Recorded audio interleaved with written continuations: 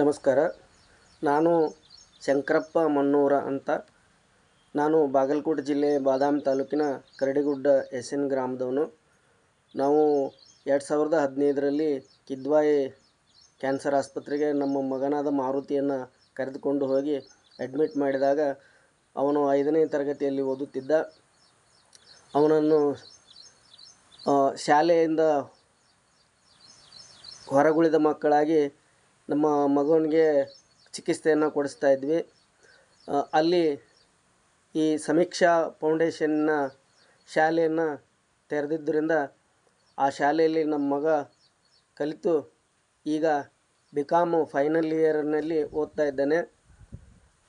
ಅವನಿಗೆ ಸಮೀಕ್ಷಾ ಫೌಂಡೇಶನ್ನಿನಿಂದ ಕೊಡಮಾಡಿದ ಸ್ಕಾಲರ್ಶಿಪ್ನಿಂದ ನಮ್ಮ ಮಗನು ಇಲ್ಲಿವರೆಗೂ ಬಿಕಾಮ್ ಫೈನಲ್ ಇಯರ್ವರೆಗೂ ಓದಲು ಸಾಧ್ಯವಾಯಿತು. ನಮ್ಮದು ತುಂಬ ಬಡ ಕುಟುಂಬ.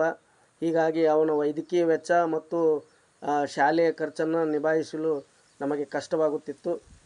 ಆ ಕಾರಣದಿಂದ ಸಮೀಕ್ಷಾದವರು ಕೊಟ್ಟಿರುವಂಥ ಸ್ಕಾಲರ್ಶಿಪ್ನಿಂದ ನಮ್ಮ ಮಗ ಇಲ್ಲಿವರೆಗೂ ಡಿಗ್ರಿವರೆಗೂ ಓದಲು ಸಾಧ್ಯವಾಯಿತು. ಈ ಸಮೀಕ್ಷಾ ಸಂಸ್ಥೆಗೆ ನಾವು ಎಷ್ಟು ಧನ್ಯವಾದಗಳನ್ನು ಹೇಳಿದರೂ ಕಡಿಮೆಯೇ.